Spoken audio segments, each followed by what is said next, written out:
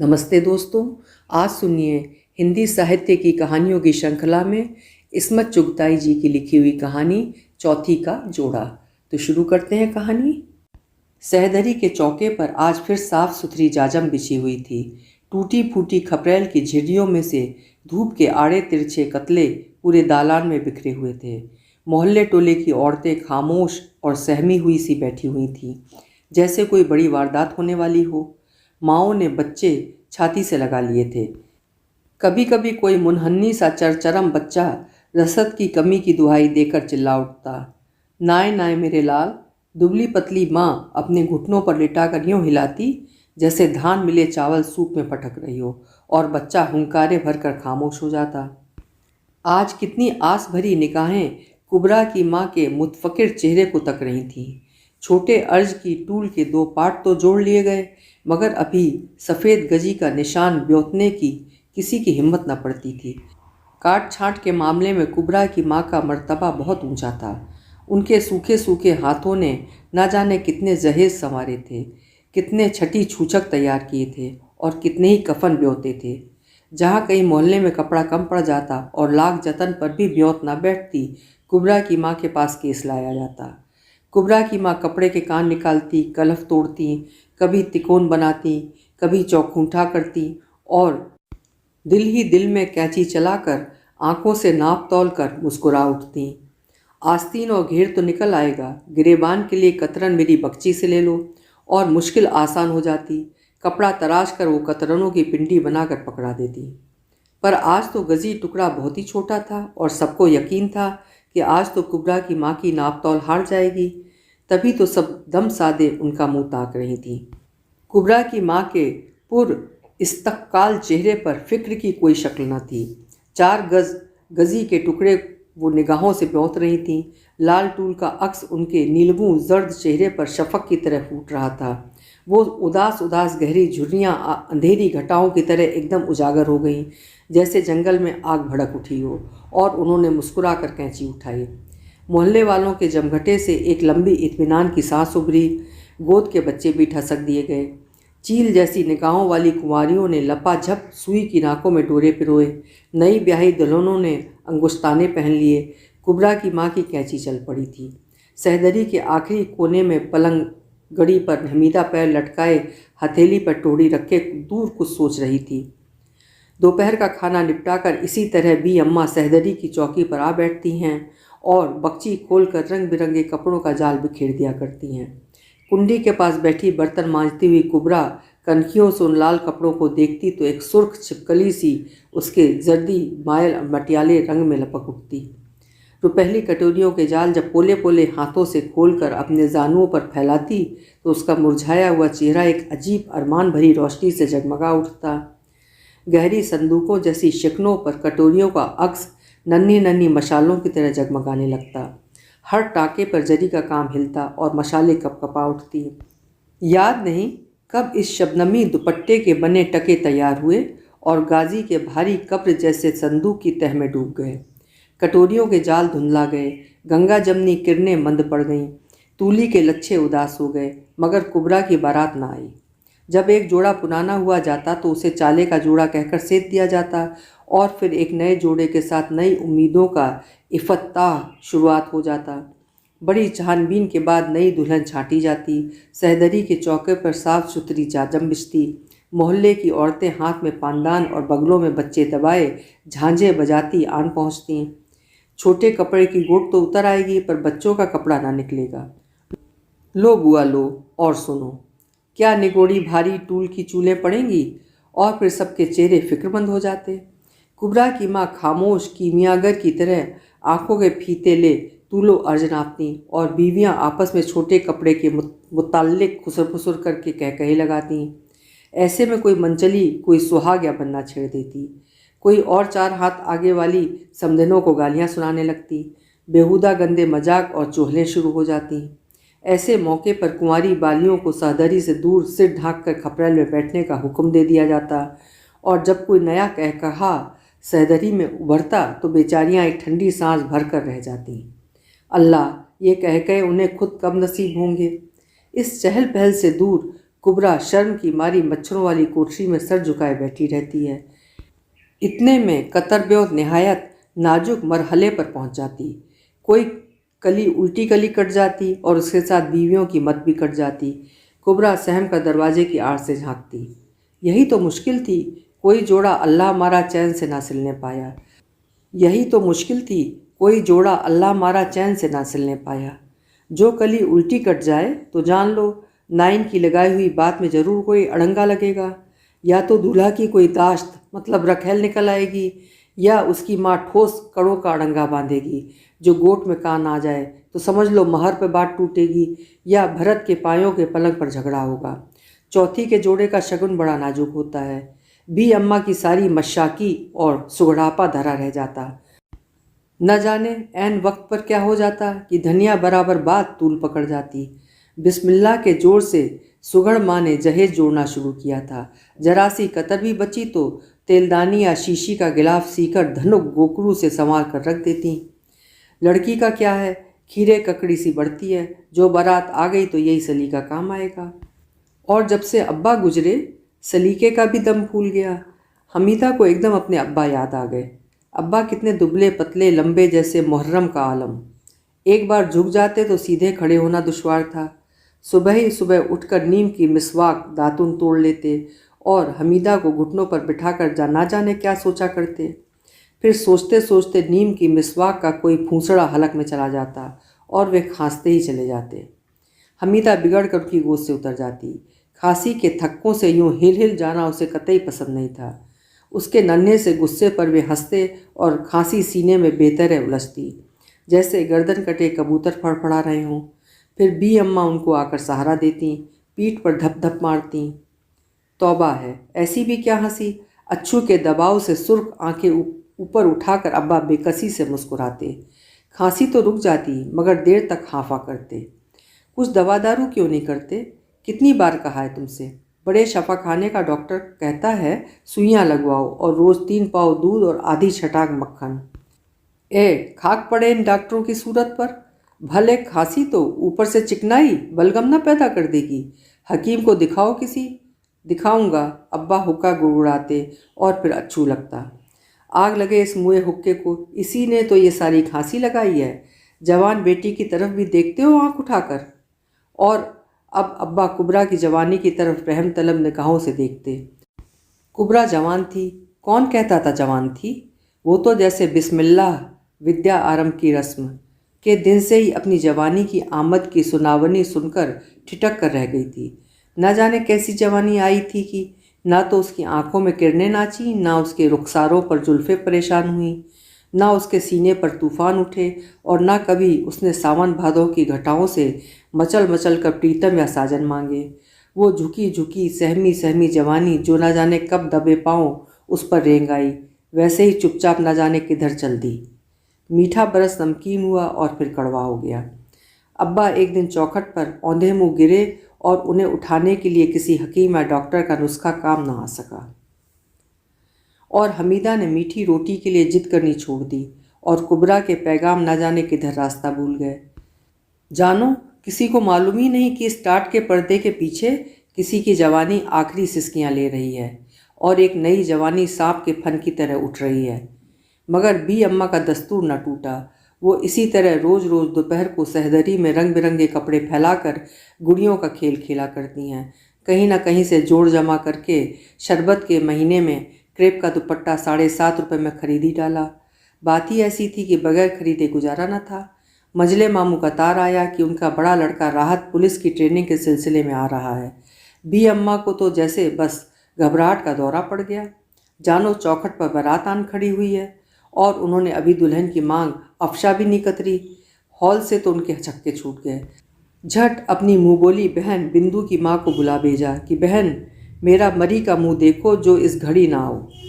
और फिर दोनों में खुसर पुसर हुई। बीच में एक नज़र दोनों कुबरा पर भी डाल लेती जो दालान में बैठी चावल पटक रही थी। वो इस कानाफूसी की जुबान को अच्छी तरह समझती थी। उसी वक्त बी अम्मा ने कानों से 4 माशा की लौंगे उतार कर मुँहबुरी बहन के हवाले की कि जैसे तैसे करके शाम तक तोला भर गोकरू, 6 माशा सलमा सितारा और पाव गज नेफे के लिए टूल ला दें। बाहर की तरफ वाला कमरा झाड़ पोंछ कर तैयार किया गया। थोड़ा सा चूना मंगाकर कुबरा ने अपने हाथों से कमरा पोंछ डाला। कमरा तो चिट्टा हो गया, मगर उसकी हथेलियों की खाल उधड़ गई। जब वो शाम को मसाला पीसने बैठी तो चक्कर खाकर धूरी हो गई। सारी रात करवटें बदलते गुजरी। एक तो हथेलियों की वजह से, दूसरे सुबह की गाड़ी से राहत आ रहे थे। अल्लाह, मेरे अल्लाह मियाँ, अब के तो मेरी आपा के नसीब खुल जाएं। मेरे अल्लाह, मैं 100 रकात नाफिल तेरी दरगाह में पढ़ूंगी। हमीदा ने फजीर की नमाज पढ़कर दुआ मांगी। सुबह जब राहत भाई आए तो कुबरा पहले से ही मच्छरों वाली कोठरी में जा चुकी थी। जब सेवइयों और पराठों का नाश्ता करके बैठक में चले गए तो धीरे धीरे नई दुल्हन की तरह पैर रखती हुई कुबरा कोठरी से निकली और जूठे बर्तन उठा लिए। लाओ मैं धो दूँ भी आपा, हमीदा ने शरारत से कहा। नहीं, वो शर्म से झुक गई। हमीदा छेड़ती रही, बी अम्मा मुस्कुराती रहीं और क्रेप के दुपट्टे में लप्पा टाँकती रहीं। जिस रास्ते कान की लौंग गई थी उसी रास्ते फूल पत्ता और चांदी की पाजेब भी चल दी थीं, और फिर हाथों की 2-2 चूड़ियाँ भी, जो मंझले मामू ने रंडापा उतारने पर दी थीं। रूखी सूखी खुद खाकर आए दिन राहत के लिए पराठे तले जाते, कोफ्ते, भुना पुलाव महकते। खुद सूखा निवाला पानी से उतार कर वो होने वाले दामाद को गोश्त के लच्छे खिलाती। जमाना बड़ा ख़राब है बेटी, वो हमीदा को मुंह फुलाए देखकर कहा करती, और सोचा करती हम भूखे रहकर दामाद को खिला रहे हैं। बी आपा सुबह सवेरे उठकर मशीन की तरफ जुट जाती, निहार मुंह पानी का घूंट पीकर राहत के लिए पराठे तलती, दूध औटाती हैं ताकि मोटी सी मलाई पड़े। उसका बस नहीं था कि वो अपनी चर्बी निकाल कर उन पराठों में भर दे, और क्यों ना भरे, आखिर को वो एक दिन उसी का हो जाएगा। जो कुछ कमाएगा उसी की हथेली पर रख देगा। फल देने वाले पौधे को कौन नहीं सींचता। फिर जब एक दिन फूल खिलेंगे और फूलों से लदी हुई डाली झुकेगी तो ये ताना देने वालियों के मुंह पर कैसा जूता पड़ेगा। और उस ख्याल से ही बी आपा के चेहरे पर सुहाग खेल उठता। कानों में शहनाइयाँ बजने लगतीं और राहत भाई के कमरों को पलकों से झाड़ती, उसके कपड़ों को प्यार से तह करती, जैसे वे उनसे कुछ कहते हों। वो उनके बदबूदार चूहे जैसे सड़े हुए मोजे धोती, बिसांदी बनियान और नाक से लिपटे हुए रुमाल को साफ करती, उसके तेल से चिपचिपाते हुए तकिए के गिलाफ पर स्वीट ड्रीम्स काटती। पर मामला चारों कोने चौकस नहीं बैठ रहा था। राहत सुबह अंडे पराठे डटकर जाता और शाम को आकर कोफ्ते खाकर सो जाता, और बी अम्मा की मुंह बोली बहन हाकिमाना अंदाज में खुसर पुसर करती। बड़ा शर्मीला है बेचारा, बी अम्मा तौलिए पेश करती। हाँ ये तो ठीक है, पर भाई कुछ तो पता चले, रंग ढंग से, कुछ आँखों से। अरे नऊज, खुदा ना करे मेरी लौंडियाँ आंखें लड़ाए, उसका आंचल भी नहीं देखा है किसी ने। बी अम्मा फख्र से कहती। तो पर्दा तोड़वाने को कौन कहे है। बी आपा के पके मुहासों को देखकर उन्हें बी अम्मा की दूरंदेशी की दाद देनी पड़ती। बहन, तुम तो सच में बहुत भोली हो। ये मैं कब कहूँ हूँ, ये छोटी निगोड़ी कौन सी बकरीद को काम आएगी। वो मेरी तरफ देखकर हंसती। अरे ओ नक चढ़ी, बहनों से कोई बातचीत, कोई हंसी मजाक। ओह अरे चल दीवानी। तो मैं क्या करूं खाला, राहत मियाँ से बातचीत क्यों नहीं करती। भैया हमें तो शर्म आती है। है वो तुझे फाड़ी तो खाएगा ना, बी अम्मा चिढ़ाकर बोलती। नहीं तो मगर मैं लाजवाब हो गई। तो फिर मिसकोट हुई। बड़ी सोच विचार के बाद खली के कबाब बनाए गए। आज बी आपा भी कई बार मुस्कुरा पड़ी, चुपके से बोली, देख हंसना नहीं तो सारा खेल बिगड़ जाएगा। नहीं हंसूंगी, मैंने वादा किया। खाना खा लीजिए, मैंने चौकी पर खाने की सैनी रखते हुए कहा। फिर जो पाटी के नीचे रखे हुए लोटे से हाथ धोते वक्त मेरी तरफ सिर से पांव तक देखा तो मैं भागी वहाँ से। अल्लाह तौबा, क्या खूनी आँखें हैं। जा निगोड़ी मरी, अरे देख तो सही वो कैसा मुंह बनाते हैं। है सारा मज़ा किरकिरा हो जाएगा। आपा भी ने एक बार मेरी तरफ देखा। उनकी आंखों में इल्तिजा थी, लुटी हुई बारातों का गुबार था और चौथी के पुराने जोड़ों की मंद उदासी।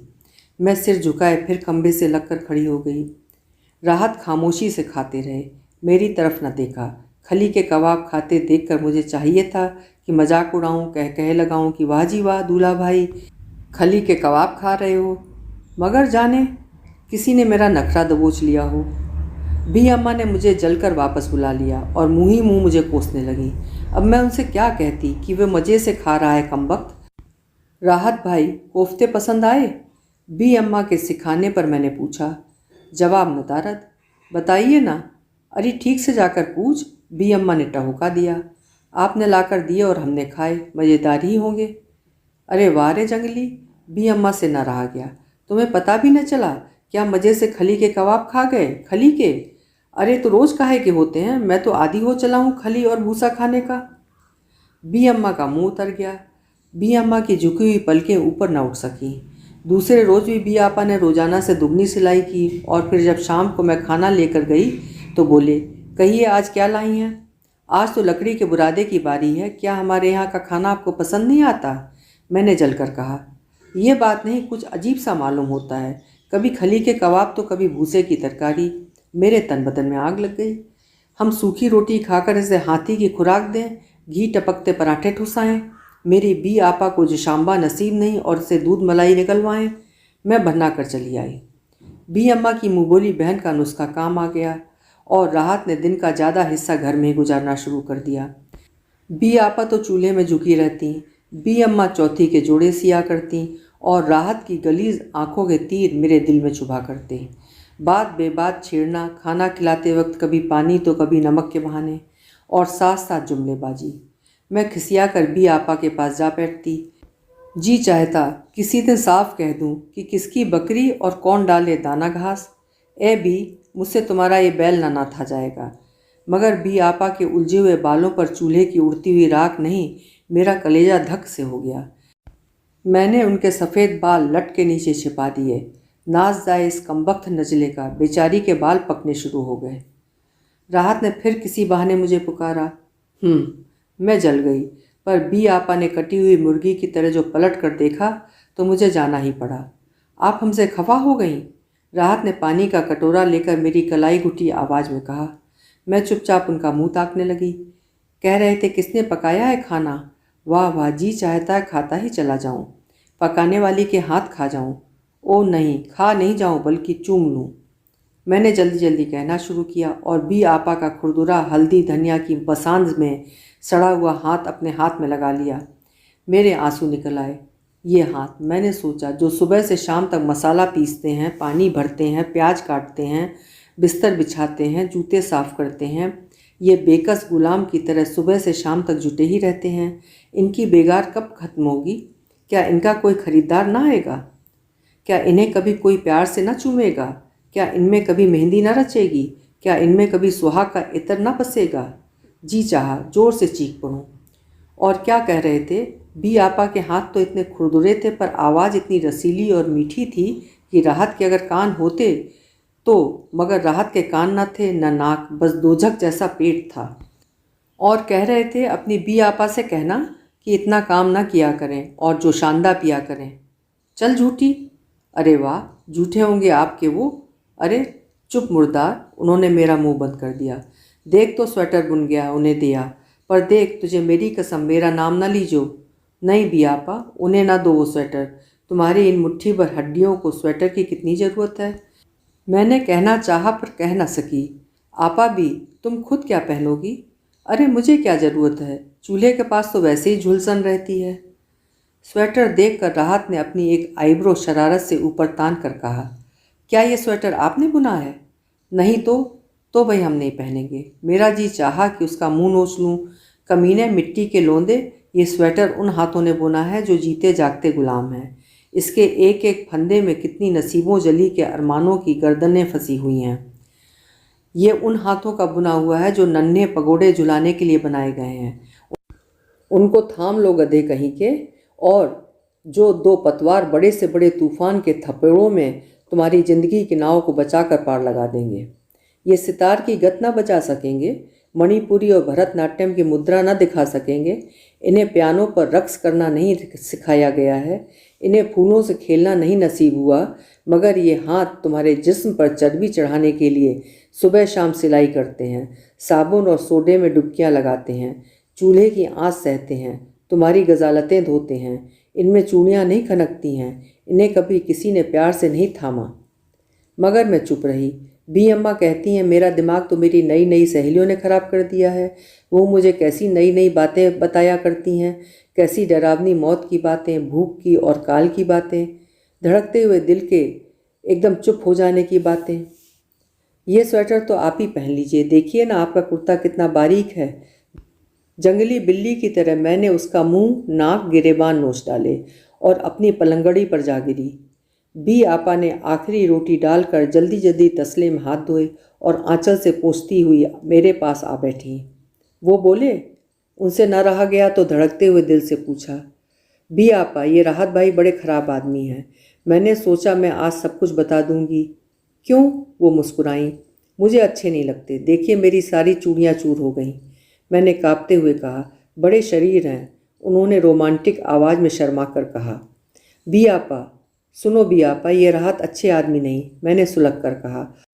आज मैं बी अम्मा से कह दूंगी। क्या हुआ? बी अम्मा ने जा नमाज बिछाते हुए कहा। देखिए मेरी चूड़ियाँ बी अम्मा। राहत ने तोड़ डाली। बी अम्मा मसर्रत से चहक कर बोली। हाँ खूब किया, तू उसे सताती भी तो बहुत है। ऐ है, तो दम काहे को निकल गया? बड़ी मोम की नमी हुई हो तो हाथ लगाया और पिघल गई। फिर चुमकार कर बोली। खैर तू भी चौथी में बदला ले लीजिए, कसर निकाल लियो कि याद ही करें मियाँ जी। यह कहकर उन्हें नियत बांध ली।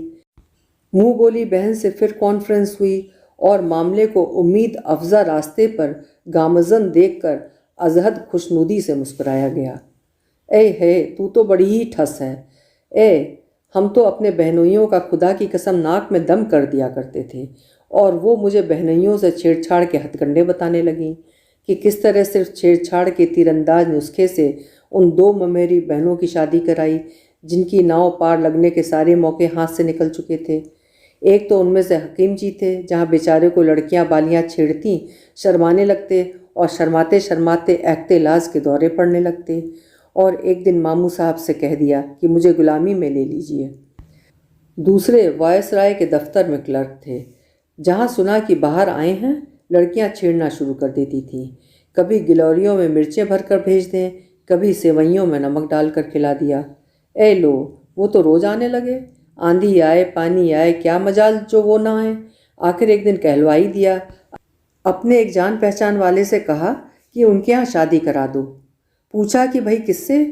तो कहा किसी से भी करा दो, और खुदा झूठ ना बुलवाए तो बड़ी बहन की सूरत थी कि देखो तो जैसे बेंचा चला आता है। छोटी तो बस सुबहान अल्लाह, एक आंख पूरब तो दूसरी पच्छम। 15 तोले सोना दिया बाप ने और साहब के दफ्तर में नौकरी अलग दिलवाई। हाँ भाई, जिसके पास 15 तोले सोना हो और बड़े साहब के दफ्तर की नौकरी, उसे लड़का मिलते देर लगती है। बी अम्मा ने ठंडी सांस भरकर कहा। ये बात नहीं है बहन, आजकल लड़कों का दिल बस थाली का बैंगन होता है, जिधर झुका दो उधर ही लुढ़क जाएगा। मगर राहत तो बैंगन नहीं, अच्छा खासा पहाड़ है। झुकाव देने पर कहीं मैं ही ना फंस जाऊं, मैंने सोचा। फिर मैंने आपा की तरफ देखा।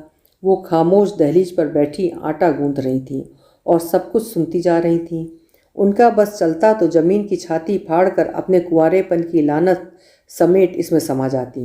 क्या मेरी आपा मर्द की भूखी हैं? नहीं, भूख के एहसास से तो पहले ही सहम चुकी हैं। मर्द का तसव्वुर इनके मन में एक उमंग बनकर नहीं उभरा, बल्कि रोटी कपड़े का सवाल बनकर उभरा है। वो एक बेवा की छाती का बोझ है, इस बोझ को ढकेलना ही होगा। मगर इशारों कनायों के बावजूद राहत मियाँ ना तो खुद मुँह से फूटे, ना उनके घर से पैगाम आया। थक हार कर बी अम्मा ने पैरों के तोड़े गिरवी रखकर पीर मुश्किल कुशा की नियाज दिला डाली। दोपहर भर मोहल्ले टोले की लड़कियां सहन में ऊधम मचाती रहीं। बी आपा शर्माती लजाती मच्छरों वाली कोठरी में अपने खून की आखिरी बूंदें चुसाने को जा बैठीं। बी अम्मा कमजोरी में अपनी चौकी पर बैठी चौथी के जोड़े में आखिरी टाँके लगाती रहीं। आज उनके चेहरे पर मंजिलों के निशान थे। आज मुश्किल कुशाई होगी, बस आंखों की सुइयां रह गई हैं, वो भी निकल जाएंगी। आज उनकी झुर्रियों में फिर मुश्किल थरथरा रही थी। बी आपा की सहेलियां उनको छेड़ रही थीं और वो खून की बची कुची बूंदों को ताव में ला रही थीं। आज कई रोज से उनका बुखार नहीं उतरा था। थके हारे दिए की तरह उनका चेहरा एक बार टिमटिमाता और फिर बुझ जाता। इशारे से उन्होंने मुझे अपने पास बुलाया। अपना आंचल हटाकर नियाज के मलीदे की तश्तरी मुझे थमा दी। इस पर मौलवी साहब ने दम किया है। उनकी बुखार से दहकती हुई गरम गरम सांसें मेरे कान में लगीं। तश्तरी लेकर मैं सोचने लगी, मौलवी साहब ने दम किया है, ये मुकद्दस मलीदा अब राहत के पेट में झोंका जाएगा। वो तंदूर जो 6 महीनों से हमारे खून की छींटों से गर्म रखा गया है, ये दम किया हुआ मलीदा मुराद बरलाएगा। मेरे कानों में शादियाने बजने लगे। मैं भागी भागी कोठे से बारात देखने जा रही हूँ। दूल्हे के मुंह पर लंबा सा सेहरा पड़ा है जो घोड़े की अयालों को चूम रहा है। चौथी का शाहानी जोड़ा पहने, फूलों से लदी, शर्म से निढाल, आहिस्ता आहिस्ता कदम तोलती हुई बी आपा चली आ रही हैं। चौथी का जरतार जोड़ा झिलमिल कर रहा है। बी अम्मा का चेहरा फूल की तरह खिला हुआ है। बी आपा की हया से बोझिल निगाहें एक बार ऊपर उठती हैं। शुक्राने का एक आंसू ढलक कर अफशा के जर्रों में कुमकुमे की तरह उलझ जाता है। ये सब तेरी मेहनत का फल है, बी आपा कह रही हैं। हमीदा का गला भराया। जाओ ना मेरी बहनों, बी आपा ने उसे जगा दिया और चौंक कर ओढ़नी के आंचल से आंसू पोंछती ड्योढ़ी की तरफ बढ़ी। ये मलीदा, उसने उछलते हुए दिल को काबू में रखते हुए कहा। उसके पैर लरज रहे थे जैसे वो सांप की बाबी में घुस आई हो। फिर पहाड़ खिसका और मुंह खोल दिया। वो एक कदम पीछे हट गई, मगर दूर कहीं बारात की शहनाइयों ने चीख लगाई जैसे कोई दिन का गला घोंट रहा हो। कांपते हाथों से मुकद्दस मलीदे का निवाला बनाकर सने राहत के मुंह की तरफ बढ़ा दिया। एक झटके से उसका हाथ पहाड़ की खो में डूबता चला गया। नीचे तहफ़्फ़ुन और तारीकी से अथाह गार की गहराइयों में एक बड़ी सी चट्टान ने उसकी चीख को घोंटा। नियाज मलीदे की रकाबी हाथ से छूटकर लालटेन के ऊपर गिरी और लालटेन ने जमीन पर गिरकर 2-4 सिसकियां भरीं और गुल हो गई। बाहर आंगन में मोहल्ले की बहू बेटियां मुश्किल कुशा हजरत अली की शान में गीत गा रही थीं। सुबह की गाड़ी से राहत मेहमान नवाजी का शुक्रिया अदा करता हुआ चला गया। उसकी शादी की तारीख तय हो चुकी थी और उसे जल्दी थी। उसके बाद इस घर में कभी अंडे न तले गए, पराठे न सिके और स्वेटर न बुने। दिक, जो एक अरसे से बी आपा की ताक में भागी पीछे पीछे चली आ रही थी, एक ही जस्त में उन्हें दबोच बैठी और उन्होंने अपना नामुराद वजूद चुपचाप उसकी आगोश में सौंप दिया। और फिर उसी सहदरी में साफ़ सुथरी जाजम बिछाई गई। मोहल्ले की बहू बेटियां जुटीं। कफन का सफ़ेद सफ़ेद लट्ठा मौत के आंचल की तरह बी अम्मा के सामने फैल गया। तहम्मुल के बोझ से उनका चेहरा लरज रहा था। बाईं आईब्रो फड़क रही थी। गालों के सुनसान झुर्रियाँ भाएँ भाएँ कर रही थी जैसे उनमें लाखों अजदहे फुंकार रहे हों। लट्ठे के कान निकाल कर उन्होंने चौपरत किया और उनके फिल्म में अनगिनत कैंचियाँ चल गईं। आज उनके चेहरे पर भयानक सुकून और हरा भरा इत्मीनान था, जैसे उन्हें पक्का यकीन हो कि दूसरे जोड़ों की तरह चौथी का ये जोड़ा न सेता जाए। एकदम सहदरी में बैठी लड़कियां बालियां मैनाओं की तरह चहकने लगीं। हमीदा मांझी को दूर झटक कर उनके साथ जा मिली। लाल टूल पर सफ़ेद गजी का निशान, इसकी सुर्खी में न जाने कितने मासूम दुल्हनों का सुहाग रचा है और सफ़ेदी में कितनी नामुराद कुंवारियों के कफन की सफ़ेदी डूब कर उभरी है। और फिर सब एकदम खामोश हो गए। बी अम्मा ने आखिरी टाँका भर के डोरा तोड़ दिया। 2 मोटे मोटे आंसू उनके रुई जैसे नरम गालों पर धीरे धीरे रेंगने लगे। उनके चेहरे की शिकनों में से रोशनी की किरणें फूट निकलीं और वो मुस्कुरा दीं, जैसे आज उन्हें इत्मीनान हो गया कि उनकी कुबरा का सुआ जोड़ा बनकर तैयार हो गया हो और कोए अदम में शहनाइयाँ बज उठेंगी। अभी आप सुन रहे थे इस्मत आपा की लिखी हुई उनकी मशहूर कहानी चौथी का जोड़ा। मैं फिर मिलूँगी किसी अच्छी सी कहानी के साथ। तब तक आप खुश रहें, आबाद रहें। शुक्रिया।